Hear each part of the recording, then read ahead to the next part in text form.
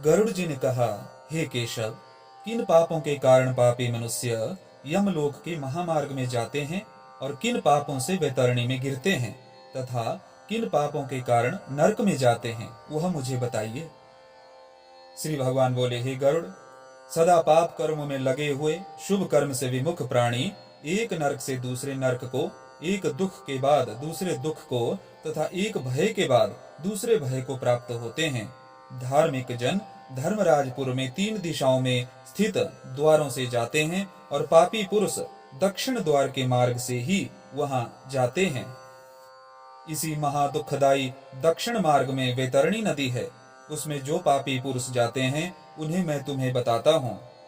जो ब्राह्मणों की हत्या करने वाले, सुरापान अर्थात शराब पीने वाले, गोघाती अर्थात गऊ को मारने वाले, बाल हत्यारे, स्त्री की हत्या करने वाले, गर्भपात करने वाले और गुप्त रूप से पाप करने वाले हैं, जो गुरु के धन को हरण करने वाले, देवता अथवा ब्राह्मण का धन छीन लेने वाले या हरण करने वाले, स्त्री का द्रव्य हरण करने वाले और बालक का धन छीन लेने वाले हैं, जो ऋण लेकर उसे न लौटाने वाले, धरोहर का अपहरण करने वाले, विश्वासघात करने वाले, विष में अन्न देकर मार डालने वाले, दूसरे के दोष को ग्रहण करने वाले, गुणों की प्रशंसा न करने वाले, गुणवानों के साथ डाह रखने वाले अर्थात द्वेष रखने वाले, नीचों के साथ अनुराग रखने वाले अर्थात नीच पुरुषों के साथ प्रेम रखने वाले, मूढ़ सत्संगति से दूर रहने वाले हैं, जो तीर्थों, सज्जनों, सत्कर्मों,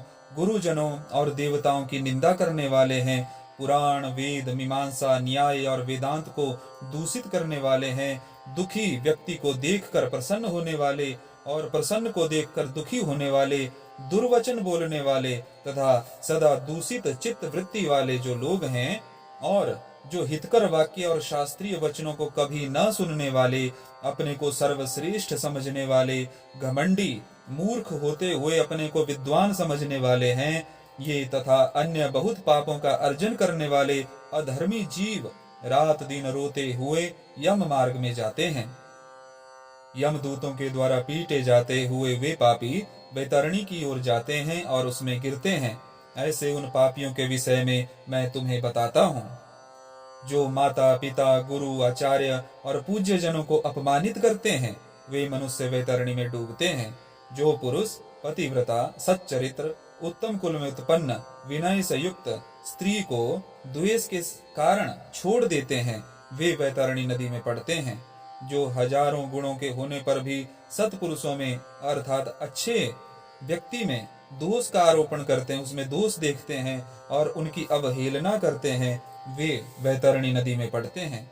वचन दे करके जो ब्राह्मण को यथार्थ रूप में दान नहीं देता है और बुला करके जो व्यक्ति नहीं है ऐसा कह देता है, वे दोनों सदा वैतरणी में निवास करते हैं।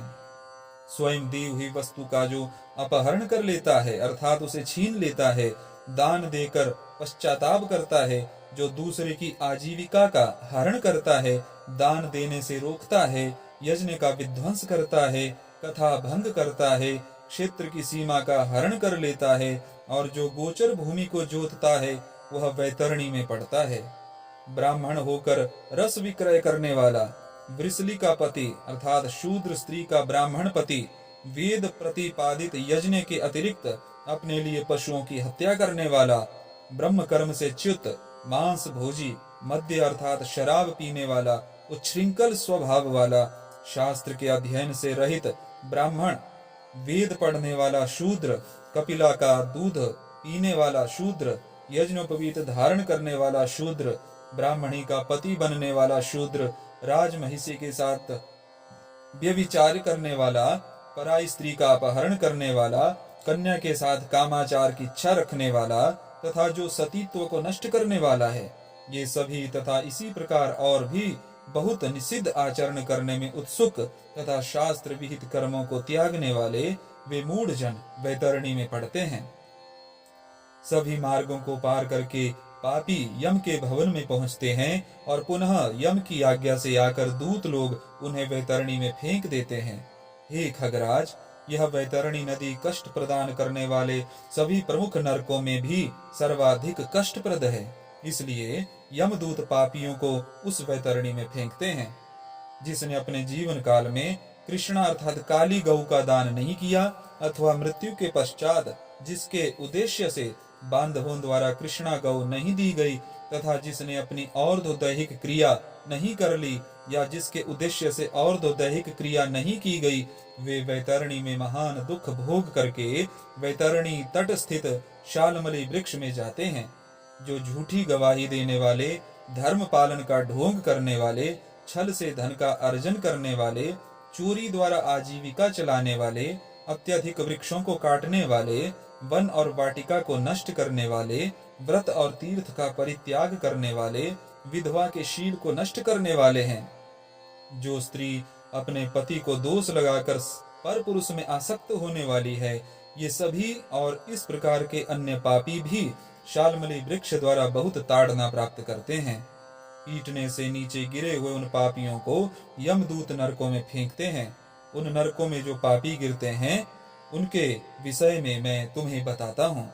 वेद की निंदा करने वाले, नास्तिक, मर्यादा का उल्लंघन करने वाले, कंजूस, विषयों में डूबे रहने वाले, दंभी तथा कृतघ्न मनुष्य निश्चय ही नरकों में गिरते हैं।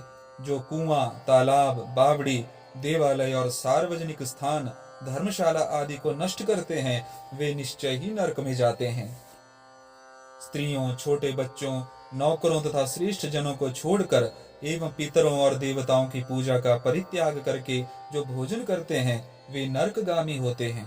जो मार्ग को कीलों से, पुलों से, लकड़ियों से तथा पत्थरों एवं कांटों से रोकते हैं, निश्चय ही वे नरकगामी होते हैं। जो मंद पुरुष भगवान शिव, भगवती शक्ति, नारायण, सूर्य, गणेश, सदगुरु और विद्वान इनकी पूजा नहीं करते, वे नरक में जाते हैं। दासी को अपनी शैया पर आरोपित करने से ब्राह्मण अधोगति को प्राप्त होता है और शूद्रा में संतान उत्पन्न करने से वह ब्राह्मणत्व से च्युत हो जाता है, ब्राह्मणत्व से गिर जाता है। वह ब्राह्मण अधम कभी भी नमस्कार करने के योग्य नहीं होता। जो मूर्ख ऐसे ब्राह्मण की पूजा करते हैं, वे नरकगामी होते हैं। दूसरों के कलह से प्रसन्न होने वाले जो मनुष्य ब्राह्मणों के कलह तथा गौओं की लड़ाई को नहीं रुकवाते हैं, प्रत्युत ऐसा देखकर प्रसन्न होते हैं अथवा उसका समर्थन करते हैं, बढ़ावा देते हैं, वे अवश्य ही नरक में जाते हैं। जिसका कोई दूसरा शरण नहीं है, ऐसे पतिपरायण स्त्री के ऋतुकाल की द्वेषवश उपेक्षा करने वाले निश्चय ही नरकगामी होते हैं।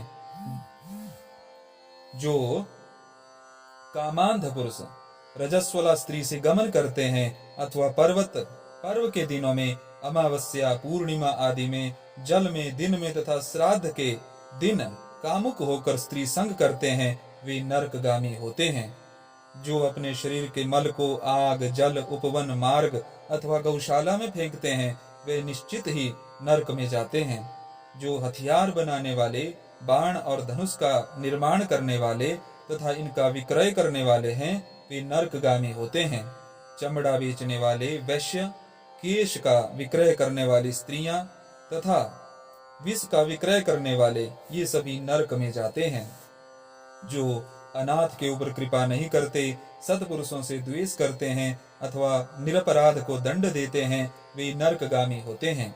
आशा लगाकर घर पर आए हुए ब्राह्मणों और याचकों को पाक संपन्न अर्थात भोजन के बने रहने पर भी भोजन नहीं कराते, वे निश्चय ही नरक प्राप्त करने वाले होते हैं। जो सभी प्राणियों में विश्वास नहीं करते और उन पर दया नहीं करते तथा जो सभी प्राणियों के प्रति कुटिलता का व्यवहार करते हैं, वे निश्चय ही नरकगामी होते हैं। जो अजितेंद्रिय पुरुष नियम को स्वीकार करके बाद में उन्हें त्याग देता है, वे नरकगामी होते हैं। जो आध्यात्म विद्या प्रदान करने वाले गुरु को नहीं मानते और जो पुराण वक्ता को नहीं मानते, वे नरक में जाते हैं। जो व्यक्ति मित्र से द्रोह करते हैं, जो व्यक्तियों की आपसी प्रीति का, मित्रता का भेदन करते हैं, दूसरे की मित्रता को जो तोड़ देते हैं तथा जो दूसरे की आशा को नष्ट करते हैं, वे निश्चय ही नरक में जाते हैं। विवाह को भंग करने वाला, देव यात्रा में विघ्न करने वाला तथा तीर्थ यात्रियों को लूटने वाला घोर नरक में वास करता है और वहां से उसका पुनरावर्तन कभी नहीं होता। जो महापापी घर, गांव तथा जंगल में आग लगाता है यमदूत उसे ले जाकर अग्नि कुंडों में पकाते हैं। इस अग्नि से जले हुए अंग वाला वह पापी जब छाया की याचना करता है तो यमदूत उसे असीपत्र नामक वन में ले जाते हैं, जहाँ तलवार के समान तीक्ष्ण पत्तों से उसके अंग जब कट जाते हैं तब यमदूत उससे कहते हैं, अरे पापी, शीतल छाया में सुख की नींद सो जा। जब वह प्यास से व्याकुल होकर जल पीने की इच्छा से पानी मांगता है तो दूतों के द्वारा उसे खौलता हुआ तेल पीने के लिए दिया जाता है। पानी पियो और अन्न खाओ, ऐसा उस समय उनके द्वारा कहा जाता है। उस अति उष्ण तेल के पीते ही उनकी आंतें जल जाती हैं और वे गिर पड़ते हैं। किसी प्रकार पुनः उठकर अत्यंत दीन की भांति प्रलाप करते हैं। विवश होकर ऊर्ध्व श्वास लेते हुए वे कुछ कहने में भी असमर्थ होते हैं। हे तारक्ष्य, इस प्रकार की पापियों की बहुत सी यातनाएं बताई गई हैं। विस्तार पूर्वक इन्हें कहने की क्या आवश्यकता। इसके संबंध में सभी शास्त्रों में कहा गया है। इस प्रकार हजारों नर नारी नारकीय यातना को भोगते हुए प्रलय पर्यंत घोर नरकों में पकते रहते हैं। उस पाप का अक्षय फल भोग कर पुनः वही पैदा होते हैं और यम की आज्ञा से पृथ्वी पर आकर स्थावर आदि योनियों को प्राप्त करते हैं। वृक्ष, गुल्म, लता, वल्ली, पर्वत तथा तृण आदि ये स्थावरी योनियां कही गई हैं। ये अत्यंत मोह से आवृत हैं। कीट, पशु, पक्षी, जलचर तथा देव, इन योनियों को मिलाकर 84 लाख योनियां कही गई हैं। इन सभी योनियों में घूमते हुए जीव मनुष्य योनि प्राप्त करते हैं और मनुष्य योनि में भी नरक से आए हुए व्यक्ति चांडाल के घर में जन्म लेते हैं तथा उसमें भी कुष्ठ आदि पाप चिन्हों से वे बहुत दुखी रहते हैं। किसी को गलित कुष्ठ हो जाता है, कोई जन्म से अंधे होते हैं और कोई महारोग से व्यथित होते हैं। इस प्रकार पुरुष और स्त्री में पाप के चिन्ह दिखाई पड़ते हैं। इस प्रकार श्री गरुड़ पुराण के प्रेत कल्प में सारोद्धार में नरक प्रद पाप चिन्ह निरूपण नाम का यह चौथा अध्याय पूर्ण हुआ। जय श्री हरि।